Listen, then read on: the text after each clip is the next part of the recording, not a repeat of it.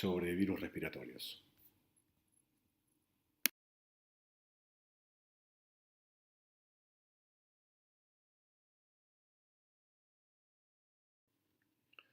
Nuestros objetivos a lo largo de este encuentro serán reconocer los principales virus respiratorios, donde abordaremos varios aspectos ya conocidos por ustedes, relacionados tanto a características estructurales como así también a las bases relacionadas a sus mecanismos de replicación y también a los mecanismos por los cuales estos agentes son capaces de producir daño, es decir, su patogénesis. Asimismo, vamos a contextualizar la epidemiología general a nivel global y también a nivel local, conocer las herramientas que se utilizan para el diagnóstico, como así también el fundamento y la jerarquización de las mismas, y por último definir las medidas de profilaxis, tanto las que son de tipo activo como eventualmente las de utilización desde el punto de vista de la profilaxis pasiva. ¿Qué nos define como virus respiratorios?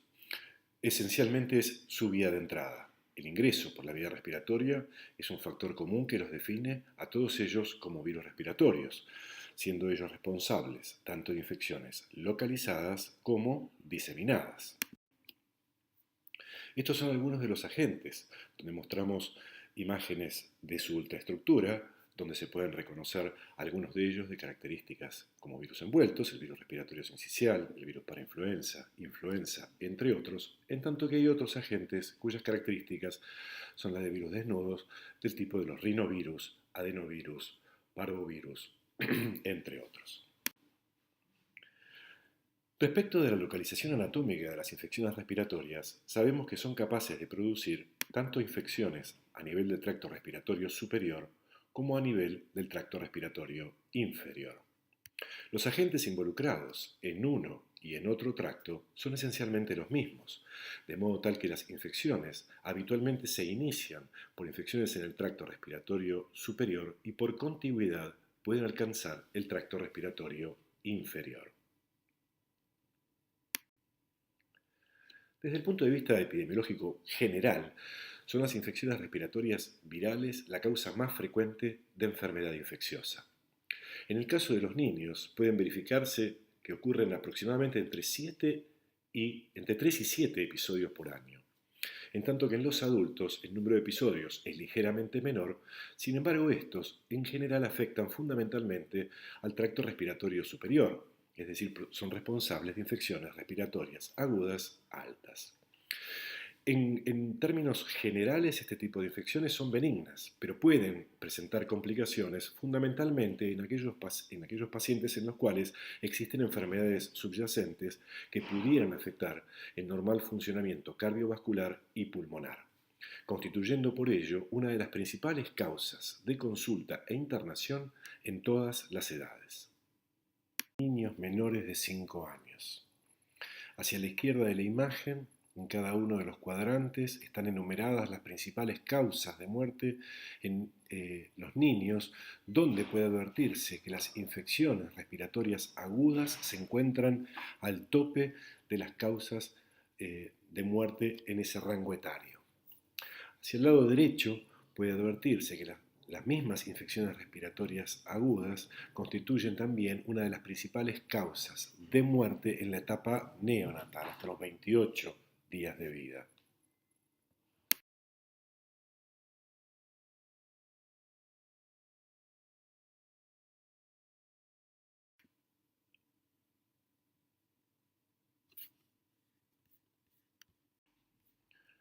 Los datos oficiales que se conocen del año 2018 muestran el virus respiratorio sincicial como la principal causa de infecciones respiratorias agudas bajas en los niños, alcanzando algo más del 62% de los casos.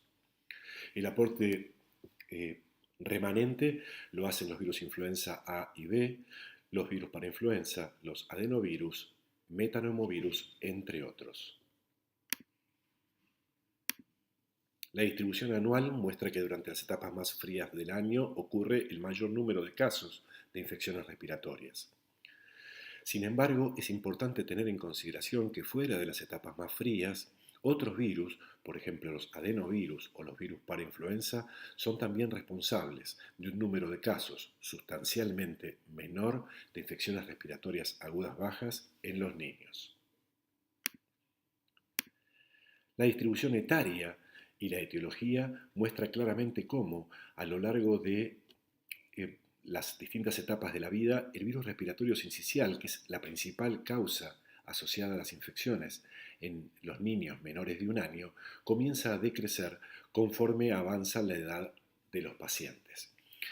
En grado inverso, lo que se puede advertir es que otros virus, entre ellos los virus influenza A y B y los adenovirus, van cobrando mayor relevancia en edades mayores. Esto puede advertirse en términos numéricos, donde puede verse que más del 70% de las infecciones respiratorias agudas bajas en los niños menores de 2 años son por virus respiratorio sincicial, en contraste a cerca de un 90% de los casos en los mayores de 65 años son producidos por virus influenza. Al comparar la mortalidad conforme varía la edad del paciente, puede advertirse claramente la gran relevancia que tiene en las edades más tempranas el virus respiratorio sincicial. A medida que la edad aumenta, disminuye sustancialmente su participación como agente responsable de las infecciones respiratorias, tal como podía advertirse en las diapositivas previas, para posteriormente, en los extremos de la edad, en adultos mayores, volver a cobrar relevancia. En lo que hace el virus influenza, puede advertirse que en la curva azul tiene algo de relevancia, sustancialmente muchísimo menos que el virus respiratorio sincicial, como causa de mortalidad. En tanto que el virus influenza pandémico, tal como ocurriere en nuestro país en el año 2009, puede afectar a rangos etarios en los cuales la condición inmunológica de los pacientes pudiera sustentar el por qué se produce un elevado grado de mortalidad en ese rango etario. Esto que ya habíamos abordado en el transcurso de Microbiología 1 nos mostraba a distintos virus respiratorios capaces de interactuar con múltiples y diferentes receptores para producir sintomatología y signos bastante comunes en todos los casos, afectando al tracto respiratorio. De alguna manera, esto en conjunto nos estaba diciendo que virus que exhiben diferentes estructuras y genoma, distintos mecanismos de replicación, distintos receptores celulares, muestran en buena parte de los casos un mecanismo de daño bastante similar, lo que permite inferir que su patogénesis está involucrando mecanismos directos, por supuesto, pero también mecanismos indirectos, siendo estos últimos, sin duda, los que participan en forma preponderante. Desde que hemos iniciado la presentación hemos hecho especial énfasis al impacto que tienen las infecciones virales respiratorias en los niños. ¿Por qué dedicamos fundamentalmente a hacer foco en este rango etario? Fundamentalmente tiene que ver con algunos factores asociados a sus características físicas, su pequeño tamaño corporal, las reservas de energía que son limitadas y las vías aéreas más pequeñas hacen a estos hospedadores fundamentalmente mucho más susceptibles de tener un compromiso respiratorio que pueda conllevar al desarrollo de la enfermedad. No debemos olvidar, por otro lado, que existen factores genéticos relacionados a la posibilidad del desarrollo de enfermedad, entre los cuales merecen mencionarse el tipo de respuesta inmune, la magnitud de la misma, como así también la capacidad de la limitación de la carga viral, factores inmunológicos que podrían influenciar de alguna manera, por ejemplo, la presencia de cuadros de inmunocompromiso o falta de respuesta, la exposición previa o concomitante a determinados factores ambientales que pudieran afectar la función respiratoria, una respuesta innata reducida o una respuesta adaptativa con algún tipo de afectación. Y por último, algunos factores virales que son importantes, que tienen que ver con inhibición de la funcionalidad de algunas citoquinas con actividad antiviral, por ejemplo los interferones de tipo 1, o tener un mayor grado de exposición al virus. Es importante recordar desde las bases que el daño que las infecciones respiratorias pueden ocasionar al hospedador están mediados tanto por mecanismos virales directos como por mecanismos virales indirectos, es decir, mediados a través de la respuesta inmunológica. La respuesta inmune, todos sabemos que puede, desde el punto de vista innato, puede ser sensada a partir de los receptores de reconocimiento de patrones, bien sea expresados en membrana extracelular, en membranas endosomales o presentes en el citoplasma celular. Lo que también como contracara a ello sabemos que los distintos virus disponen de distintas estrategias para poder evadirlos y de alguna manera permitirles, aún en células del epitelio respiratorio, permanecer por tiempos más prolongados o poder acceder desde las vías respiratorias altas hacia el tracto respiratorio inferior. Vamos a comenzar a desarrollar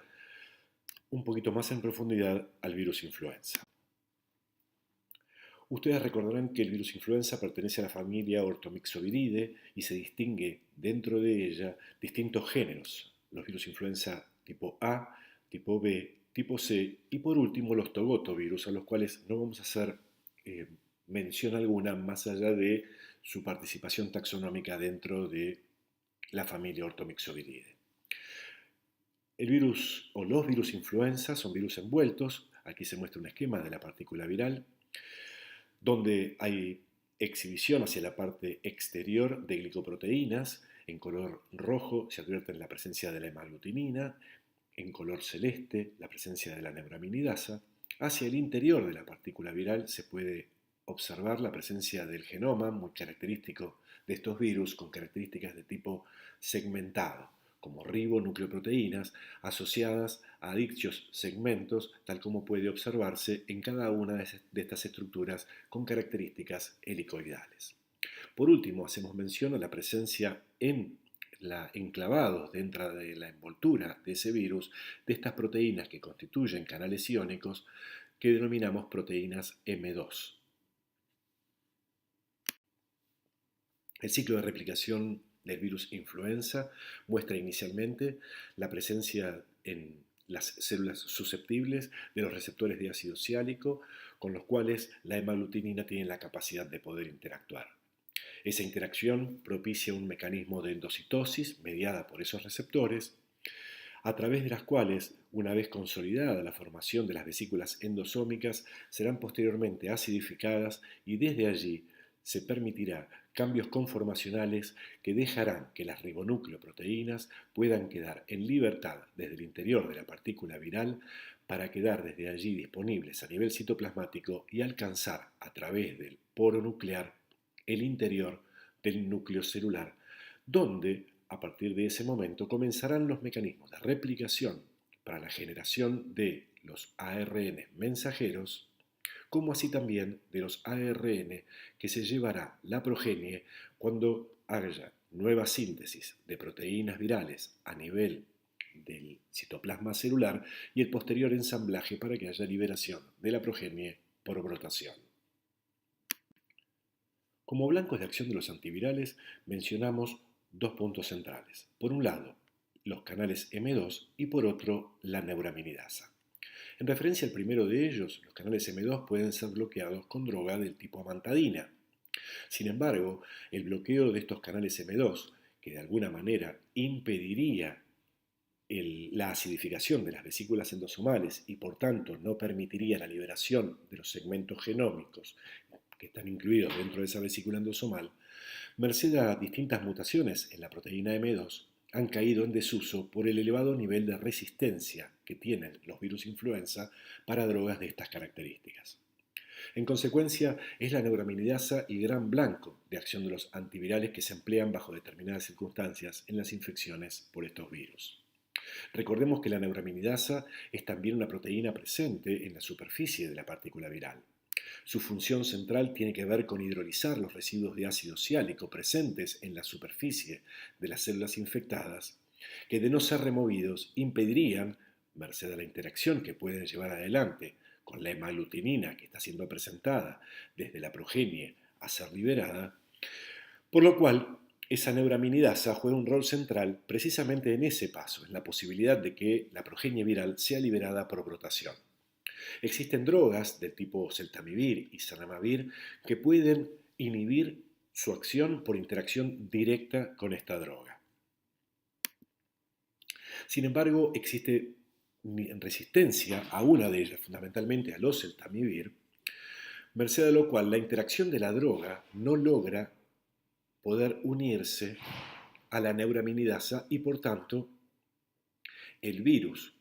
que presenta en su neuraminidasa este tipo de mutaciones como las que aquí se están mostrando, es un virus resistente a la inhibición de su neuraminidasa por el oseltamivir. Sin embargo, la otra de las drogas, el zanamivir, muestra un mayor nivel de eficacia en este sentido, no habiéndose demostrado aún la presencia de cepas con resistencia a la misma. ¿Qué tipo de cuadros clínicos se asocian a las infecciones por virus influenza? En principio, las infecciones que pueden afectar el tracto respiratorio superior, como una faringitis o una laringotraqueobronquitis, y de mayor compromiso pueden desarrollarse bronquitis, bronquiolitis o neumonías. Algunos de los aspectos centrales de la barrera epitelial endotelial en el tracto respiratorio. En principio, desde la parte superior izquierda, sabemos que en el tracto respiratorio inferior la tráquea se divide para dar lugar a dos bronquios primarios que posteriormente tiene distintos niveles de subdivisión en bronquios y bronquiolos hasta llegar a los bronquiolos terminales. Cada uno de esos bronquiolos terminales alberga dentro de sí acinos constituidos por cerca de 2000 alvéolos. La pared alveolar, que contiene una red de capilares pulmonares, la que aporta la sangre proveniente de las arteriolas pulmonares y que posteriormente el intercambio gaseoso es drenada por las vénulas pulmonares. En la imagen C se pueden ver las distintas estirpes celulares que constituyen la pared de los alvéolos, como así también la interfase de epitelial endotelial donde ocurre el intercambio gaseoso. Ve así que en el lumen de cada uno de los alvéolos hay presencia de células de estirpe macrofágica, los conocidos macrófagos alveolares. Tapizando la cara interna de esos alvéolos encontramos células planas, conocidas como neumocitos tipo 1, y células cuboidales, conocidas como neumocitos tipo 2, unidas entre ellas por uniones estrechas. La membrana basal sobre la que descansan estos neumocitos está en íntimo contacto o se encuentra yuxtapuesta o fusionada con la membrana basal sobre la que descansan las células del endotelio vascular, a través del cual se produce el intercambio gaseoso.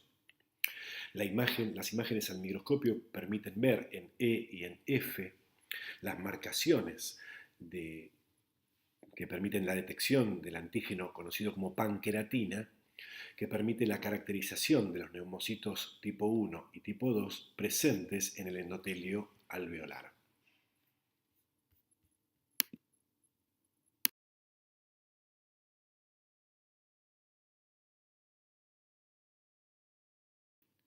Repasando algunos de los conceptos centrales de la patogénesis y del daño histopatológico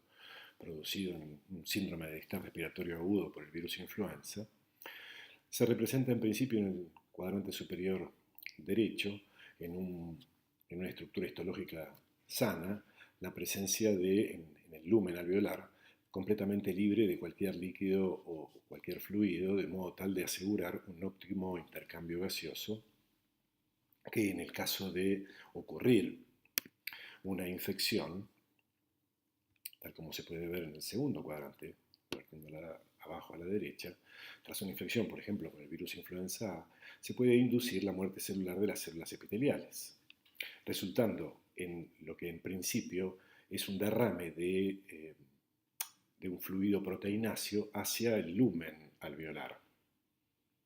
A su vez, hay una producción exacerbada en respuesta a la injuria promovida desde la infección por virus influenza, con liberación de citoquinas, las que de alguna manera van a empezar a regular positivamente la expresión de moléculas de adhesión en la superficie de las células endoteliales, que van a propiciar la extravasación de células de la respuesta inmune, fundamentalmente en este caso serán polimorfonucleares, que comenzarán a hacer su ingreso en el lumen de esos alvéolos. Esos polimorfonucleares en presencia del estado infeccioso en el que se encuentra comienzan con la reacción microbicida que los caracteriza, con liberación de intermediarios reactivos del oxígeno, que a su vez también serán mediadores exacerbando el daño a nivel celular. Por último, ese daño puede a su vez ser aún más acentuado en el caso de darle participación a células macrofágicas también presentes en el lumen y aumentando la congestión de la superficie que debería estar libre, e inclusive pueden llegar a promover daño del endotelio vascular, promoviendo la llegada de células de la sangre a esa cavidad. Ya habíamos advertido claramente que la infección por el virus influenza es capaz a nivel celular de diezmar de alguna manera lo que tiene que ver con la funcionalidad de las células y el epitelio mucociliar, consecuencia de lo cual ese mecanismo de la respuesta inmune innata está seriamente afectado y altera definitivamente la superficie de esas células, tal como puede verse en estas microfotografías electrónicas de barrido, en forma consecutiva desde lo que es un epitelio sano, lo que pasa a ser en una segunda instancia en la imagen inferior, para terminar siendo un epitelio severamente dañado y ciertamente muy alterado, con expresión de receptores que de otra manera estaban solapados por debajo del mucus e inmersos dentro de lo que eran cilias en las células que tapizan esa superficie. Ahora bien, como consecuencia de ello, claramente lo que se está poniendo en evidencia es que tras la infección por el virus influenza existe la posibilidad que bacterias que se encontraran presentes a nivel de la flora microbiana normal en las vías respiratorias altas tuvieran la posibilidad de, ahora ya expresados en membrana de las células dañadas, tomar contacto con los receptores celulares para ellas, de modo tal de permitirse un mayor nivel de infección y a su vez, acompañado de ello por una función inmune que se encuentra seriamente alterada en el contexto de la infección por virus influenza, estos dos factores de alguna manera estar coexistiendo y favoreciendo entonces que tras la infección por el virus influenza, de alguna manera el escenario esté ampliamente favorecido para que ocurran sobreinfecciones bacterianas. En resumen, lo que estamos diciendo es que en el contexto de una infección por el virus influenza se puede advertir que se encuentra disminuida la funcionalidad de las células dendríticas, esto en manos directamente del virus influenza o de proteínas producidas por el virus influenza. Se encuentra disminuida la citotoxicidad de los linfocitos T, así como, por otro lado, como lo veíamos en el lumen de los alvéolos durante la infección, hay una activación de neutrófilos, un aumento del estrés oxidativo y una gran producción de citoquinas inflamatorias, contribuyendo esto a la congestión que se puede advertir. Si a este escenario en el que estamos advirtiendo que se encuentra perjudicada la respuesta inmune celular y se encuentra exacerbado el daño mediado por alguna de sus células, podemos agregarle el aumento en la adherencia bacteriana con una disminución en la eliminación de tales microorganismos, podemos concluir que el aumento en el número de bacterias a nivel pulmonar estarían favoreciendo la posibilidad de las sobreinfecciones bacterianas y desde estos focos la posibilidad cierta de que se desencadenen eventos de bacteriemia, con alteración de la pared alveolar, edema e inflamación. Vistos los eventos que acabamos de mencionar como si fueran eventos dinámicos que se van sucediendo uno tras el otro, la replicación viral graficada en la curva en azul, a medida que ésta aumenta, se advierte una depresión en la funcionalidad de diferentes células con capacidad antimicrobiana, lo cual facilita claramente un sobrecrecimiento bacteriano que se esquematiza en rojo. Sumado este evento del sobrecrecimiento bacteriano, el daño producido por la infección viral y la posibilidad entonces que las bacterias interactúen con sus receptores celulares, permiten, lo que en rojo se grafica, un aumento en la replicación y las posibilidades de infección y enfermedad bacteriana sobreagregada a la infección viral.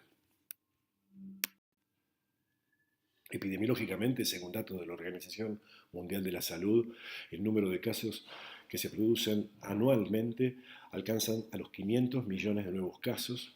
muchos de los cuales, o cerca hasta un 1% de ellos, alcanzan a ser casos muy severos y promoviendo hasta 500.000 muertes anualmente. Téngase en cuenta que, siendo un virus envuelto,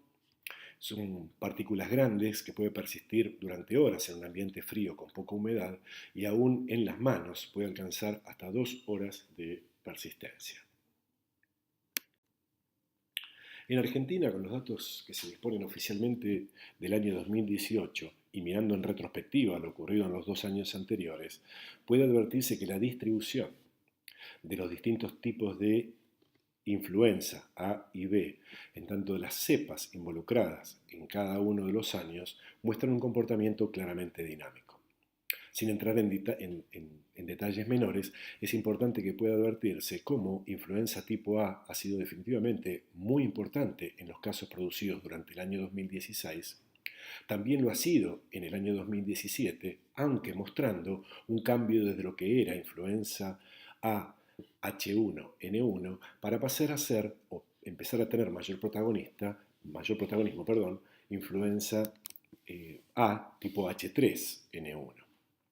Ya se empezaba a ver en el año 2017 y se ve manifiesto en forma mucho más acentuada en el año 2018 una mayor participación de distintos linajes de influenza tipo B, acá graficados con distintas tonalidades de verde y amarillo.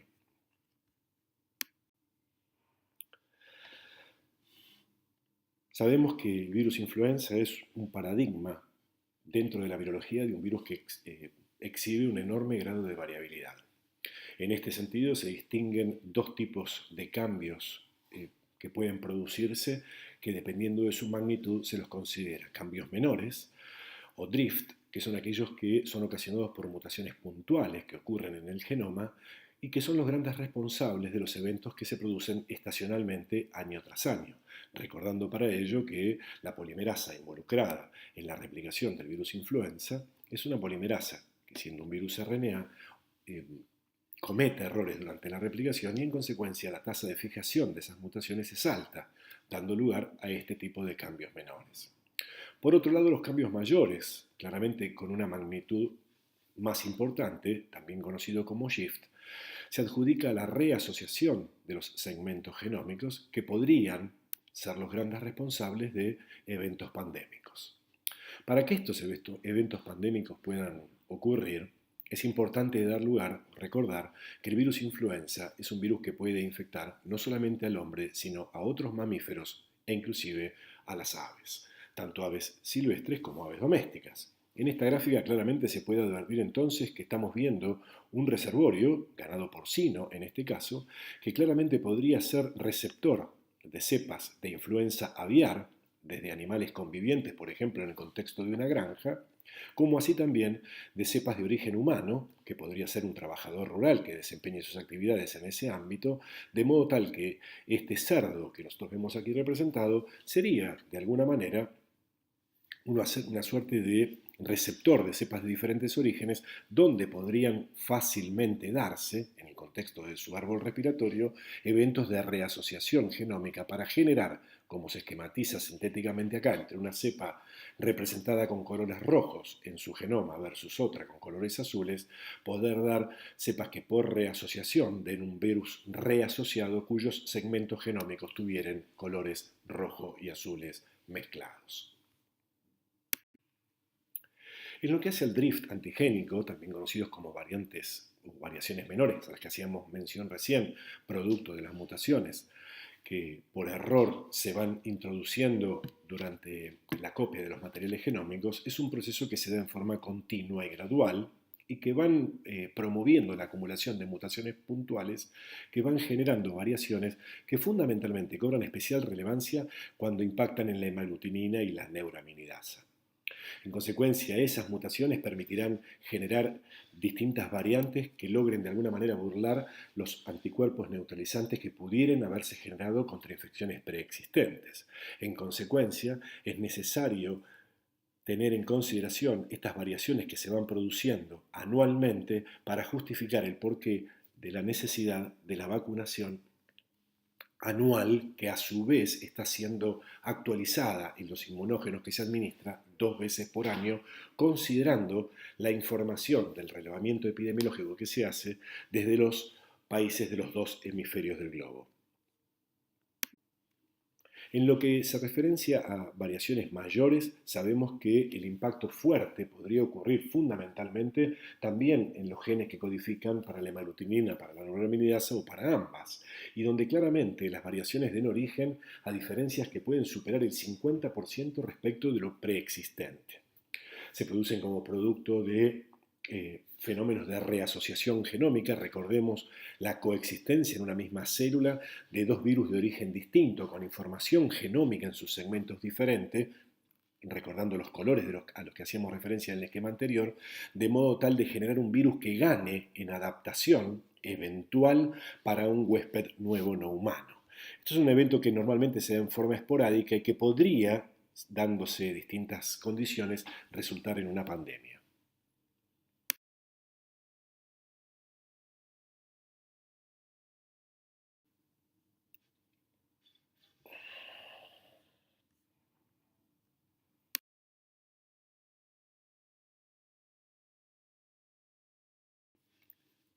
Es importante entonces que nos quede claro que un evento de reasociación genómica de ninguna manera está asegurando la producción de una pandemia, sino que se necesitan de otros eventos que acompañen a ese evento de reasociación genómica para que una pandemia pueda producirse.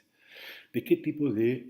requerimientos hablamos para que se desencadene una pandemia? En principio, lo que recién decíamos respecto de la generación de una cepa de influenza con una nueva hemaglutinina o una nueva neuraminidasa o ambas producto de un SHIF antigénico. De que haya susceptibilidad de la mayoría de la población para la nueva cepa, algo que el fenómeno en sí mismo del SHIF antigénico no está garantizando. Que ocurra transmisión interhumana eficiente del nuevo virus, que haya brotes simultáneos en distintas partes del mundo, mostrando esa nueva cepa elevadas tasas de morbilidad y de mortalidad, comenzando de esta manera una nueva era viral.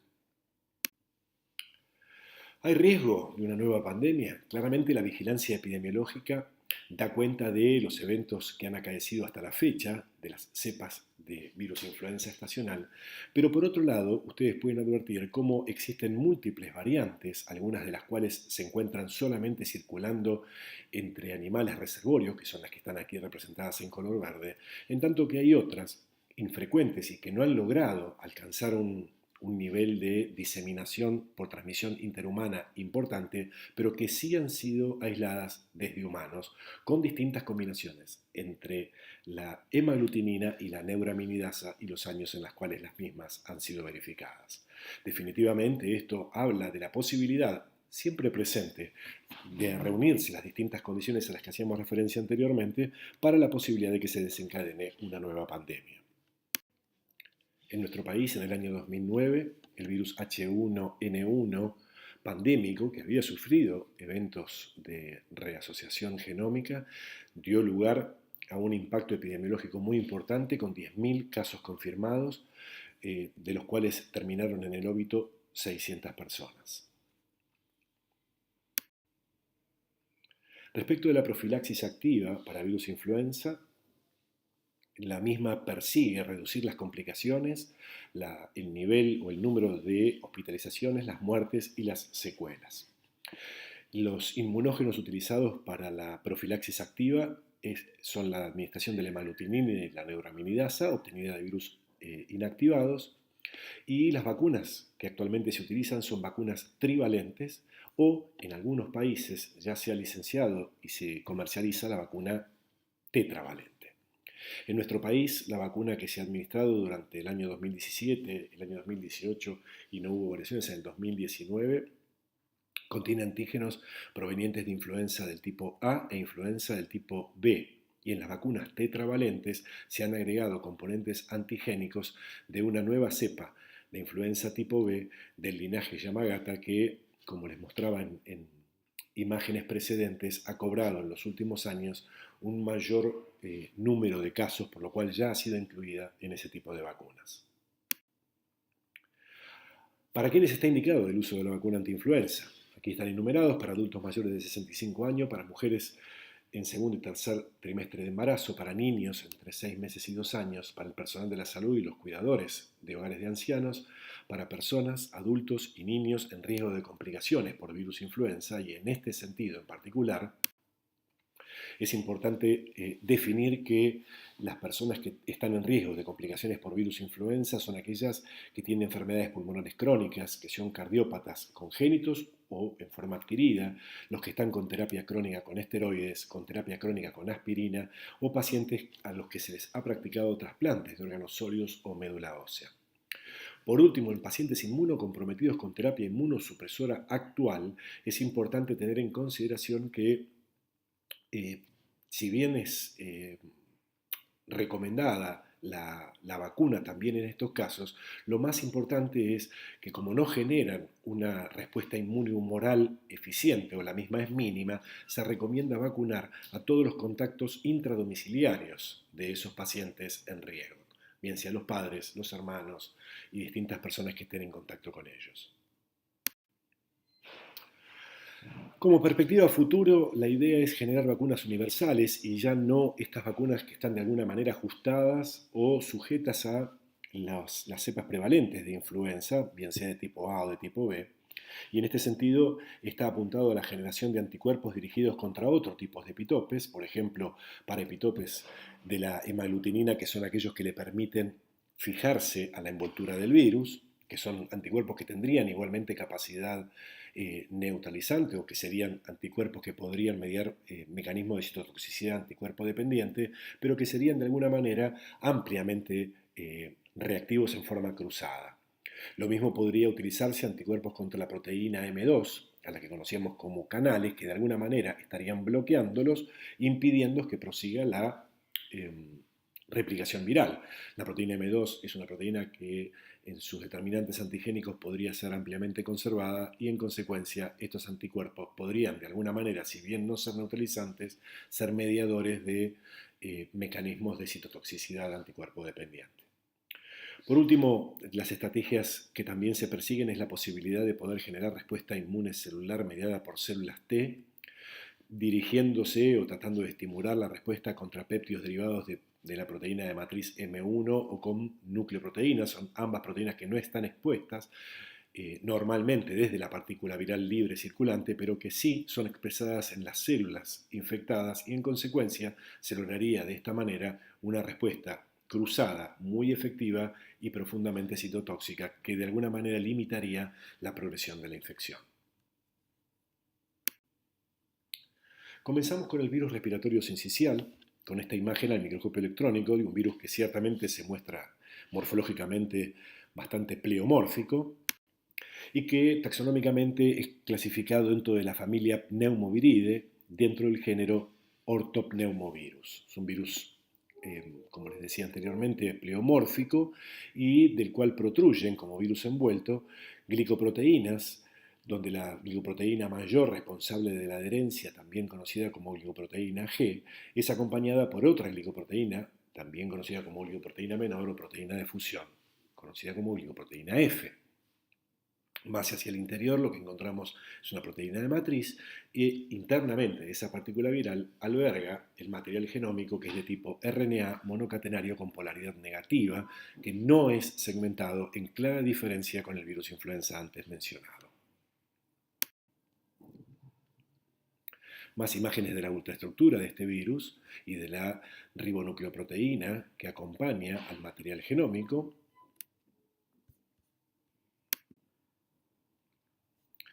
Y algunas características genómicas y esenciales de su replicación. El genoma es de tipo RNA, como ya habíamos mencionado, monocatenario y con polaridad negativa. Sus proteínas se dividen en no estructurales y estructurales y se conocen, merced a las diferencias en la proteína G, dos tipos de virus respiratorio sincicial, A y B, cada uno de ellos albergando distintos genotipos. La replicación de este virus, a diferencia del virus influenza, es excluyentemente citoplasmática y en la que la absorción viral está esencialmente mediada por la proteína o glicoproteína G, que toma contacto con distintos receptores celulares. La proteína F es central para la fusión de la envoltura y la unión a distintos receptores, entre los que se destacan los receptores TOL tipo 4 y la nucleolina. La liberación de la progenie viral se da por brotación desde el polo apical, hecho este que de alguna manera contribuye a sentar las bases del por qué la replicación del virus influenza y las enfermedades son de tipo localizadas.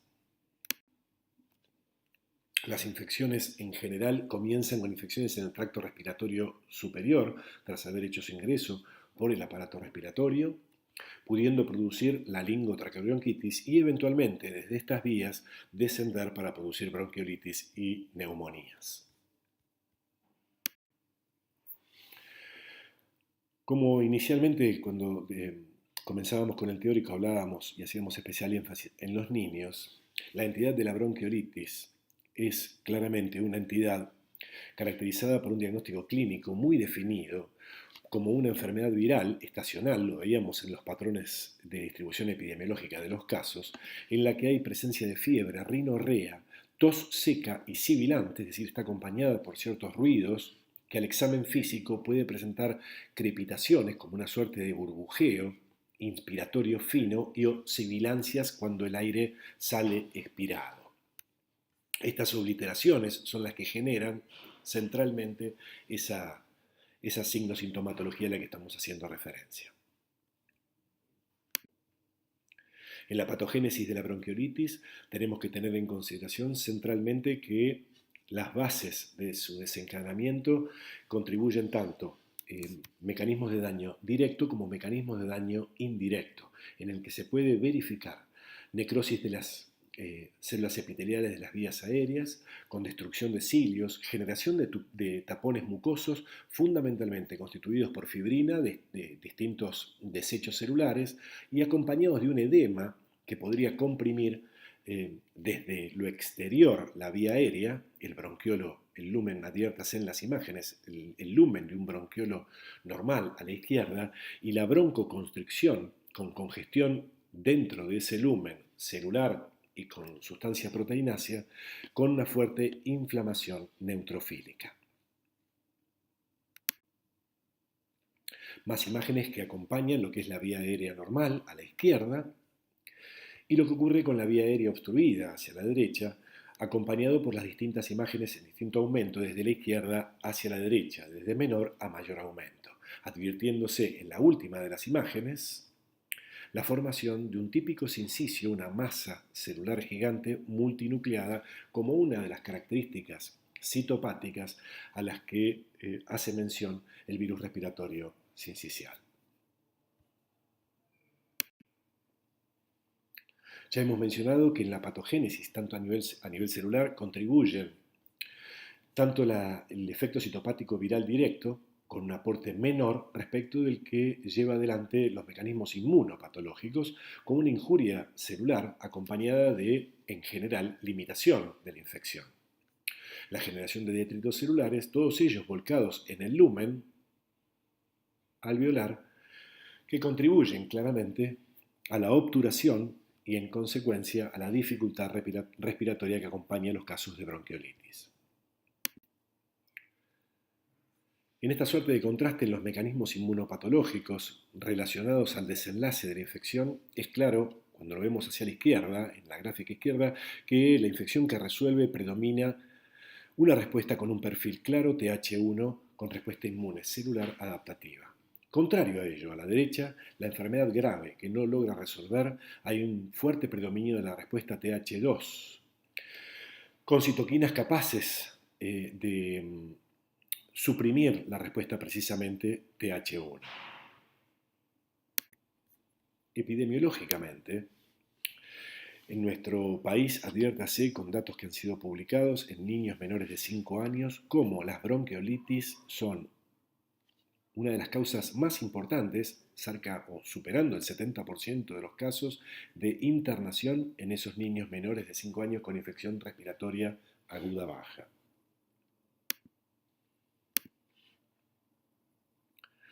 50% de las internaciones durante el periodo invernal, un 15% de las muertes en etapa postnatal, ¿sí? Hasta los 28 días de vida. Y de ese conjunto, el 70% de los casos se adjudican al virus respiratorio sincicial, que es la principal causa de hospitalización en los lactantes, la causa más frecuente de bronquiolitis en los niños menores de 1 año, y donde es importante tener en cuenta que las reinfecciones pueden ocurrir con frecuencia, aunque con menor severidad, ante el evento de que los anticuerpos maternos, si bien otorgan una escasa protección y son de corta duración, se encuentran con una variabilidad antigénica que no es menor en el caso del virus respiratorio sincicial. Recordemos que es una enfermedad que puede ser grave y fatal, sobre todo en niños de muy corta edad, fundamentalmente los que tienen riesgo por ser prematuros o tener bajo peso, como así también en individuos con inmunocompromiso y en ancianos. Lo mismo ocurre con individuos adultos que tienen infecciones respiratorias agudas altas y neumonías en la comunidad y pudiendo producirse brotes estacionales en las épocas más frías del año. En términos del tratamiento y la profilaxis para esta infección por virus respiratorio sincicial, no se dispone aún de una vacuna efectiva.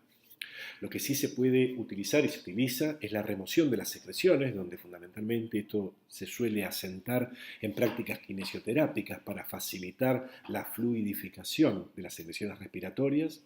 el aporte de oxígeno en determinadas circunstancias y en el caso de hipoxia severa, la asistencia respiratoria mecánica.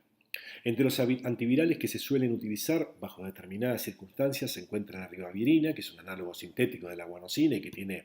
hay que tener particular cuidado por sus efectos teratogénicos, sobre todo cuando estos son administrados en un contexto familiar donde puede haber una mujer embarazada. Y por último, lo que tiene que ver con la profilaxis pasiva, en el que se dispone de anticuerpos monoclonales humanizados dirigidos contra la glicoproteína F o proteína de fusión presente en la partícula viral, que se administra por vía intramuscular una única vez al mes en bebés de alto riesgo, considerándose como tales aquellos que tengan bajo peso, aquellos que tengan algún compromiso inmunológico o en los casos en los que a estos dos escenarios pudiere sumarse a su vez el nacer, que el alumbramiento ocurra en las etapas más frías del año. En términos de prevención, y aunque parezca reiterativo o de poca relevancia, resaltamos fundamentalmente la importancia del lavado de manos, la consideración del aislamiento de los pacientes, la lactancia prolongada para que haya aporte permanente de anticuerpos maternos hacia el niño lactante y, bajo las consideraciones que el caso amerite, la administración de anticuerpos monoclonales. Ya habíamos mencionado anteriormente que no existe una vacuna efectiva para virus respiratorio sincicial. Comenzamos con la familia Adenoviridae. Está integrada por virus de tipo ADN, doble cadena, lineal y desnudo, dos características claramente distintivas respecto de los virus que habíamos visto anteriormente. Su nucleocápside es de tipo icosaédrica, tal como puede advertirse en el esquema de representación y en la microfotografía electrónica. Se reconocen dos géneros diferentes y en el hombre hay 7 especies, caracterizadas con letras que van de la A a la G, que albergan a más de 70 genotipos diferentes. Los adenovirus son médicamente muy importantes porque se los asocia con infecciones tanto respiratorias como oculares, intranosocomiales, gastrointestinales y sistémicas en individuos inmunocomprometidos, recordando la capacidad que estos virus tienen, merced a poder hacer latencia en células de estirpe linfoide, de dar infecciones persistentes en tejido linfoide y a nivel renal. Son virus muy estables a pH ácido, como así también a las secreciones gástricas y biliares, y tienen o están dotados también, a pesar de ser virus ADN, de una gran variabilidad antigénica, por lo cual la respuesta inmune es específica de serotipo. Esto es particularmente importante de tener en cuenta para poder justificar la alta frecuencia que puede ocurrir de reinfecciones por adenovirus. Es un virus, como ya habíamos mencionado, desnudo, de tipo DNA, por lo cual su ciclo de replicación centraliza a nivel genómico, a nivel nuclear. Es un virus que en general la liberación de la progenie se produce por lisis celular. En términos patogénicos, la mayoría de las infecciones en los niños menores de 5 años ocurren normalmente al invierno o al inicio de la primavera. No obstante ello, recuerdo lo que mencionábamos en la distribución, que los adenovirus se encuentran presentes aún en etapas precedentes, durante el verano inclusive, produciendo un bajo número de casos, pero que pueden afectar distintos blancos, entre ellos, por ejemplo, las conjuntivitis, durante la época estival. Son responsables de un 5% de las infecciones respiratorias agudas bajas. La mayoría de las infecciones son autolimitadas, pero pueden dar algunos cuadros graves o asociarse con algunas secuelas. En general, las infecciones se producen por inhalación de gotas o inoculación conjuntival directa. La transmisión que predomina es la fecal oral y existen brotes nosocomiales, una consideración particularmente importante para para el médico.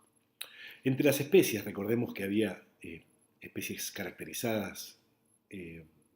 con letras, tal como decíamos anteriormente. Vean ustedes cómo hay una asociación entre la especie y el tipo de infección o localización de la infección a la cual se asocia. Así que las especies F y G fundamentalmente a gastroenteritis, B, C y E a neumonía, B y D a queratoconjuntivitis, entre otros ejemplos.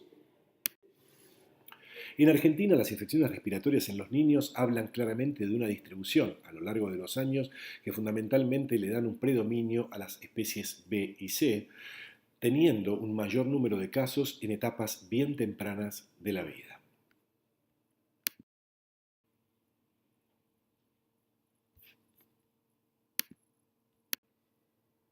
En lo que tiene que ver con el virus para influenza, mencionando los distintos serotipos que pueden caracterizarse, nos encontramos frente al tipo 1, 2, 3 y los tipos 4A y 4B con una distribución epidemiológica bastante característica, pero que en todos ellos vemos que impactan en los niños de corta edad, asociándose a distintos cuadros clínicos más frecuentes. Los rinovirus humanos, pertenecientes a la familia Picornaviridae, son virus desnudos, RNA positivos, que tienen una amplísima, de las más importantes diversidades, mostrándose la presencia o habiéndose verificado la presencia de más de 100 serotipos distintos, lo cual habla de la elevada probabilidad de reinfecciones en forma sistemática. Son agentes causales de infecciones respiratorias agudas altas, fundamentalmente los resfríos comunes que afectan a cualquier grupo etario, pero también de otitis medias en niños o sinusitis en los adultos. Es importante resaltar que durante mucho tiempo se ha menospreciado el rol que tienen los rinovirus humanos como causa de bronquiolitis, sobre todo en los niños, pudiendo además producir bronquitis, neumonías, exacerbaciones de asma en los niños, exacerbaciones de enfermedad pulmonar obstructiva crónica en los adultos y teniendo una altísima probabilidad de coinfecciones. Es si los rinovirus humanos tienen relevancia en las infecciones respiratorias en los niños menores de 5 años. La información que ustedes pueden advertir, que está representada en esta diapositiva, habla que sí, precisamente, advirtiendo tanto en casos hospitalizados como en casos ambulatorios, la contribución de los rinovirus humanos, aquí representados en esa torta con color verde más intenso, habla de valores que están cercanos o aún son ligeramente superiores a los que tiene el virus respiratorio sincicial. De hecho, tanto el virus respiratorio sincicial como los rinovirus humanos tienen en conjunto la mayor frecuencia de hospitalizaciones. Y en muchos casos se los encuentran a ambos virus en el contexto de coinfecciones, ambos virus juntos en el mismo paciente.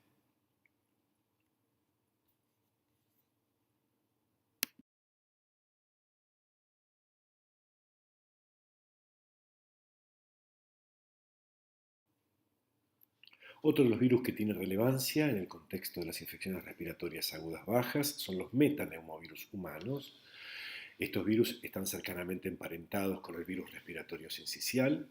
y existen reportes en los cuales se les adjudica el segundo lugar como productor de infecciones respiratorias agudas en los niños, produciendo un cuadro muy semejante al virus respiratorio sincicial y también, al igual que renovirus, asociándoselo a casos de coinfecciones.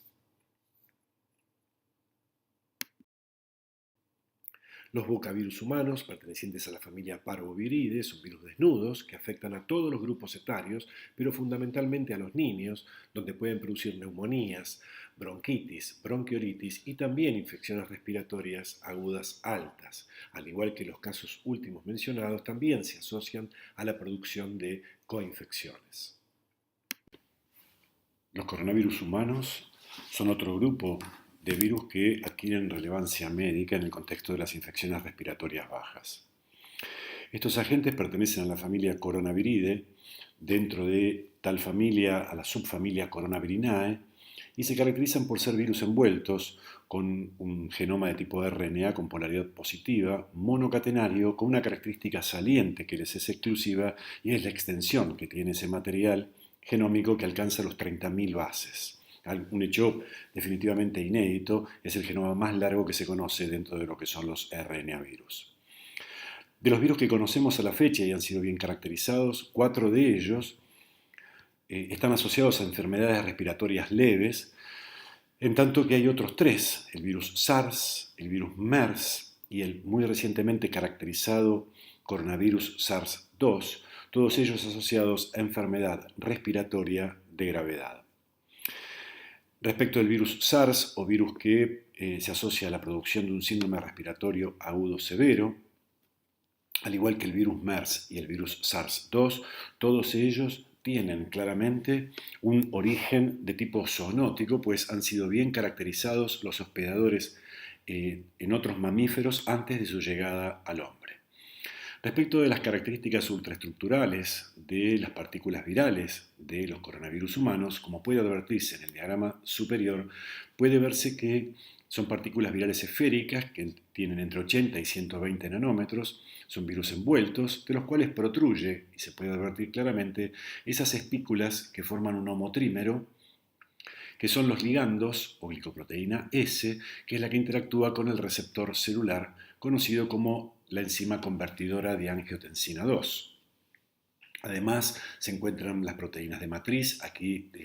esquematizadas en color celeste, y la envoltura propiamente dicha, que es la que está de alguna manera envolviendo toda la partícula viral. Hacia el interior se advierte la presencia del material genómico, cuyas características describíamos anteriormente, en íntima asociación con la proteína de la nucleocápside.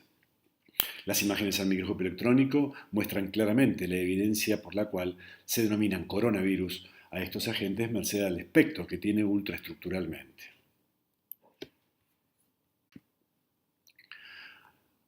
El 11 de marzo del año 2020, la Organización Mundial de la Salud declaraba que el brote de este nuevo coronavirus, hoy caracterizado y clasificado como virus SARS-2, correspondía ya a una pandemia.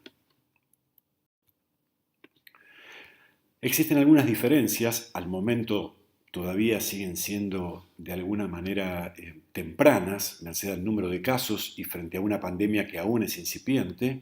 las diferencias que existen entre los pacientes infectados por los diferentes coronavirus. ¿Qué es lo que sabemos respecto de los virus SARS y de los virus MERS? Respecto del virus SARS, que produjera un brote en el año 2002 y luego prontamente se extinguiese, produciendo algo más de 8.000 casos en el mundo y con una mortalidad cercana al 10%, donde había una fuerte incumbencia de la transmisión entre los trabajadores de la salud. Respecto de lo que tiene que ver con el virus MERS, que aún sigue circulando, con un número de casos aún muy restricto y que tiene que ver fundamentalmente con el hospedador intermedio, que son los camélidos, la transmisión desde este hospedador intermedio al humano restringe geográficamente mucho la transmisión de este agente, pero tiene, alarmante, una tasa de mortalidad cercana al 40%. Respecto del virus SARS-2, que ha sido identificado y caracterizado muy recientemente en el sudeste asiático desde China y desde allí se ha diseminado a una enorme cantidad de países, actualmente, como decía antes, caracterizado como una pandemia, estamos en el orden de aproximadamente 150.000 casos, con una mortalidad que está en el orden del 3% aproximadamente. Respecto de las características con las que se presentan los pacientes al momento, aún en forma incipiente, la caracterización tiene que ver con un cuadro de afectación bilateral, con una neumonía que progresa rápidamente, con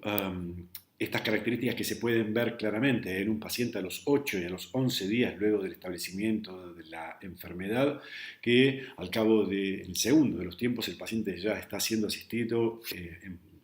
mecánicamente para su respiración, y donde se pueden observar claramente las opacidades bilaterales en ambas imágenes, que van aumentando en su densidad y en su confluencia, donde fundamentalmente se ve a nivel basal en pulmones, habiendo acumulación de líquido pleural en la segunda de las imágenes. ¿Cómo se definen los casos? Esto, si bien puede ir variando, respecto de consideraciones epidemiológicas que son relevantes, la tasa de transmisibilidad que aparece comparativa respecto a otros agentes, estaría en principio hablando de una transmisibilidad mayor para el virus SARS-2, que como puede advertirse en esta tabla a nivel comparativo, puede alcanzar niveles elevados de hasta 5.5. Estamos hablando del número de personas a las cuales un individuo infectado podría potencialmente transmitirle la infección. Adviértase que claramente esta tasa de transmisibilidad es mayor respecto de otros coronavirus humanos asociados a infecciones respiratorias severas y por supuesto también es mayor respecto de la tasa de transmisión que tiene para otros virus respiratorios con infecciones localizadas como es el caso de virus influenza. Respecto de la epidemiología mundial, sabemos que el virus SARS-2 se ha originado, según todos los datos que hay de análisis filogenéticos,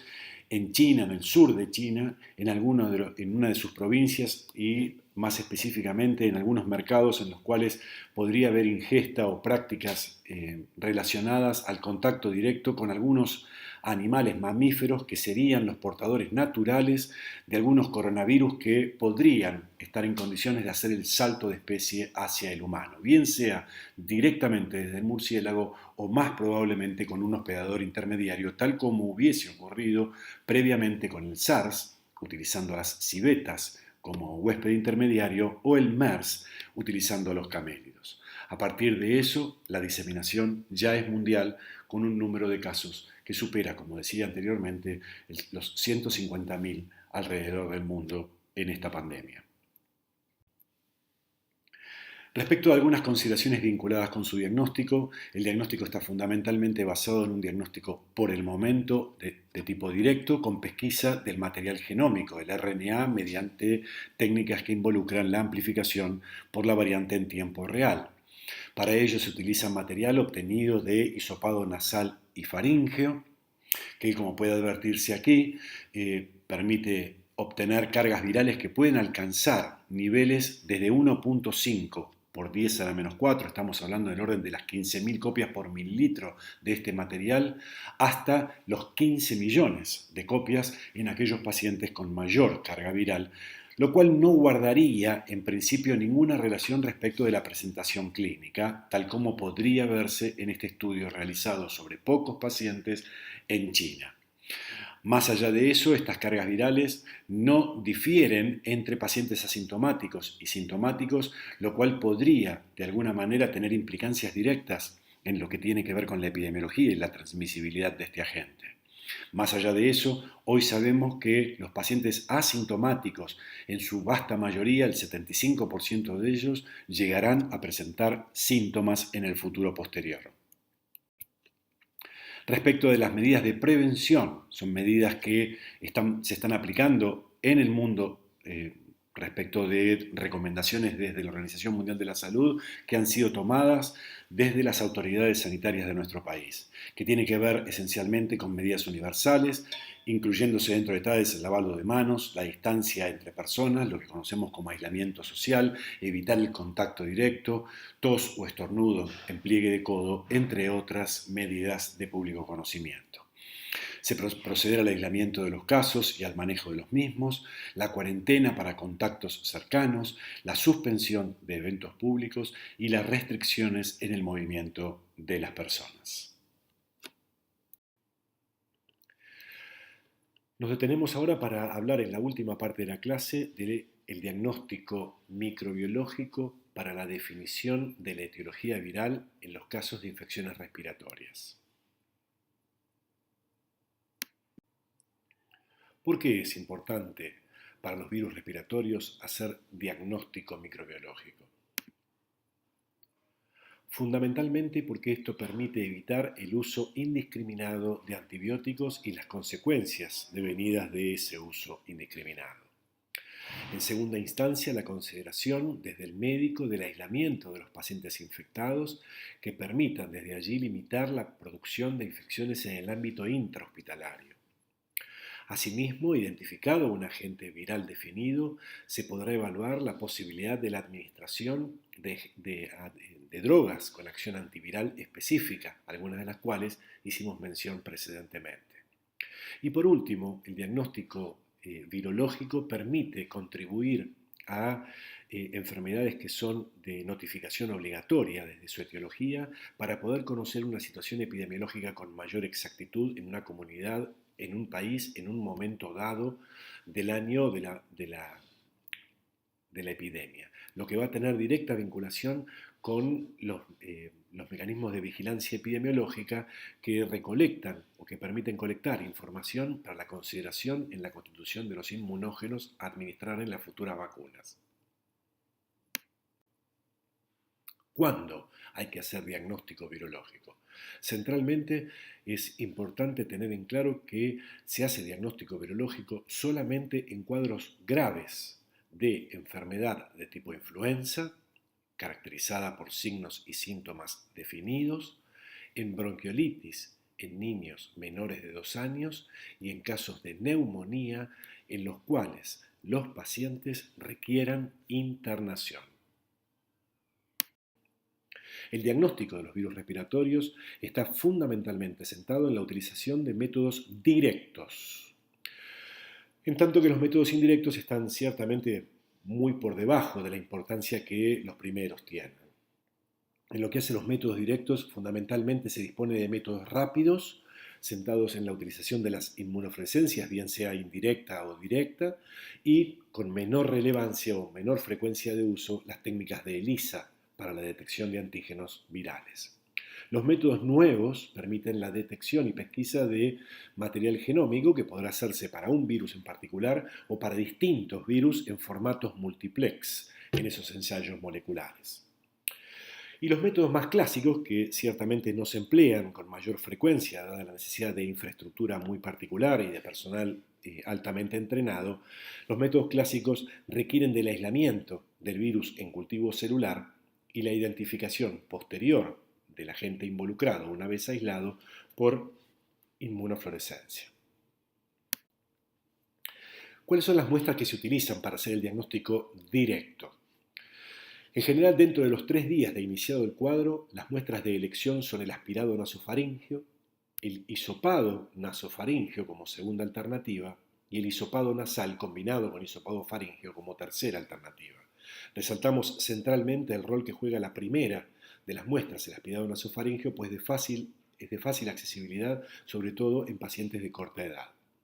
Otras muestras que pueden ser utilizadas son el aspirado traqueal, el lavado bronquial, el lavado broncoalveolar, líquidos de derrame pleural o biopsias de pulmón. Por supuesto que cualquiera de estos materiales mencionados en cuarto lugar definitivamente tienen que ameritarlo según la condición clínica del paciente, pues cada uno de ellos no son determinaciones no cruentas en general o que deben tenerse en consideración antes de tomar el estado clínico del paciente. Sí es importante tener en cuenta que estas muestras, una vez colectadas, deben ser transportadas en forma adecuada en medios de transporte, cuidando las condiciones de conservación hasta el laboratorio, donde es mandatorio que el material sea refrigerado sin que el mismo se congele. Una vez obtenido el aspirado nasofaríngeo. Esencialmente los métodos rápidos, aquí esquematizados hacia la parte derecha de la imagen, utilizan las células que se obtienen tras la centrifugación del material. Esas células presentes en el sedimento del material celular son depositados en portaobjetos en distintos spots presentes. Una vez que esas células provenientes del paciente se depositan en esos spots y son fijadas a ese soporte de vidrio, se exponen a anticuerpos comerciales conocidos que son capaces de reconocer antígenos de distintos virus que podrían estar presentes en esa muestra biológica. Como se muestra en la imagen fotográfica superior, puede verse la presencia de cómo se detecta o se puede observar al microscopio de fluorescencia de la presencia de antígenos virales que, conociendo cuáles son los que se están identificando, se podrá poner nombre y apellido al virus responsable, al o los virus responsables de la infección.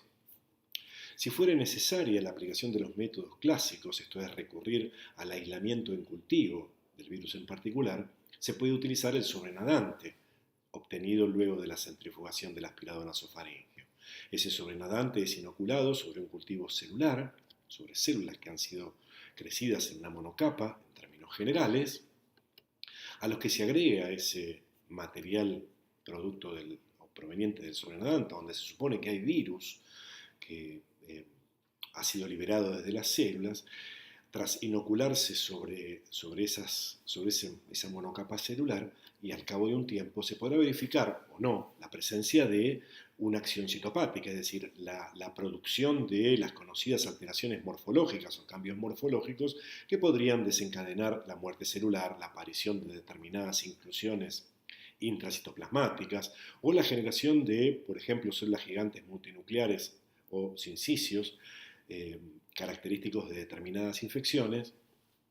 a las que inexorablemente, luego de ese tiempo y aún habiendo aparecido una acción citopática, deberá promoverse la identificación del virus mediante la utilización de reacciones de inmunofluorescencia sobre esas células. Es decir, las células infectadas tienen que ser levantadas y expuestas a anticuerpos conocidos, capaces de reconocer antígenos virales de un virus en particular. La detección de antígenos, entonces, utilizando inmunofluorescencia sobre células obtenidas a partir de un aspirado nasofaríngeo, tienen distintas ventajas, esencialmente que son técnicas rápidas, de bajo costo, y esto es ciertamente muy versátil y de amplia utilización en distintos medios hospitalarios. La desventaja que tiene es la necesidad, como en otras técnicas de laboratorio, de disponer del personal convenientemente entrenado, que el material obtenido por aspirado nasofaríngeo tenga un adecuado número de células y la disponibilidad, por supuesto, de un microscopio de inmunofluorescencia, cuyo costo en general es bastante elevado. Lo que ya habíamos mencionado antes, cuando se utiliza un panel respiratorio, es decir, se hace un ensayo sobre células obtenidas a partir de un aspirado nasofaríngeo, se puede ensayar sobre esas mismas células lavadas y depositadas en un portaobjeto en cada uno de los spots, los anticuerpos para lo que se conoce como panel respiratorio. Esto es, anticuerpos dirigidos contra antígenos del virus respiratorio sincicial, de adenovirus, de virus influenza tipo A, tipo B, de parainfluenza 1 a 3, haciéndose en todos esos casos, inmunofluorescencia indirecta, o para metapneumovirus, único caso en el que solo se dispone de anticuerpos para interacción primaria marcados con un fluorocromo, por lo cual se hace inmunofluorescencia directa. El aislamiento en cultivo, que permite claramente poner en evidencia algo que no podíamos hacerlo mediante la inmunofluorescencia sobre células obtenidas a partir de un aspirado nasofaríngeo, es poner en evidencia la infectividad. Claramente esto puede verse, por ejemplo, con la acción citopática a la que hacíamos mención anteriormente en el cultivo celular, donde se ve la formación de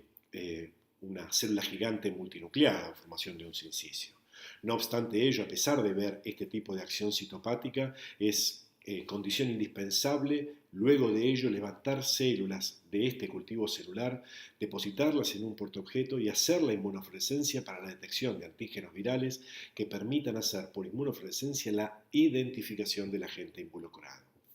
Se utilizan distintas líneas celulares y lo importante es que el tiempo que implica en muchos casos la aparición de una acción citopática es de 1 a 2 semanas, lo cual definitivamente en determinados casos o condiciones clínicas del paciente son absolutamente improcedentes y no deberían utilizarse en ningún caso.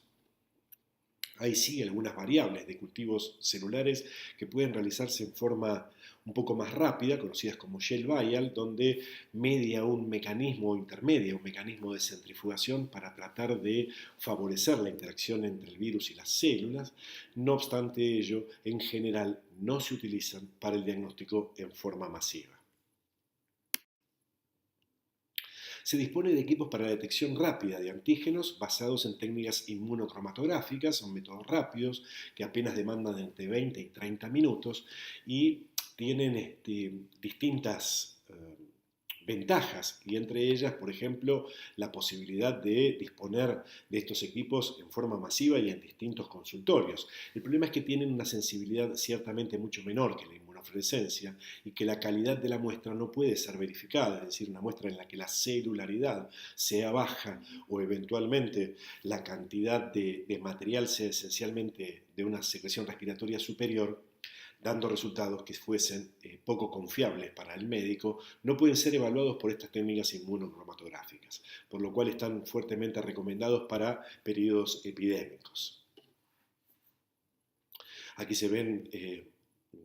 algunas de las ofertas comerciales que hay para el virus influenza A y B o para el virus respiratorio sincicial. En lo que hace el diagnóstico molecular es una de las técnicas que permiten claramente la pesquisa de material genómico viral a partir de una muestra biológica, pudiendo realizarse, y dependiendo del tipo de material biológico, una PCR, si hablamos de un genoma de tipo DNA, o una PCR previamente asociada a una reacción de retotranscripción en el caso de que lo que se estuviese pesquisando sea material genómico de tipo RNA. Del mismo modo, se pueden utilizar técnicas un poco más novedosas, como son PCR en tiempo real o real time, que permiten la cuantificación, y como ya habíamos mencionado anteriormente, utilizar reacciones múltiples en las que en un mismo ensayo pueda verificarse la presencia de material genómico para más de un agente. Claramente las técnicas de diagnóstico molecular tienen múltiples ventajas. Una de ellas la habíamos mencionado y tiene que ver con la posibilidad de detectar agentes que por las técnicas anteriores, basadas en la pesquisa de antígenos por inmunofluorescencia o eventualmente por ELISA, no permitían hacer la detección de algunos virus, entre ellos los rinovirus, por ejemplo,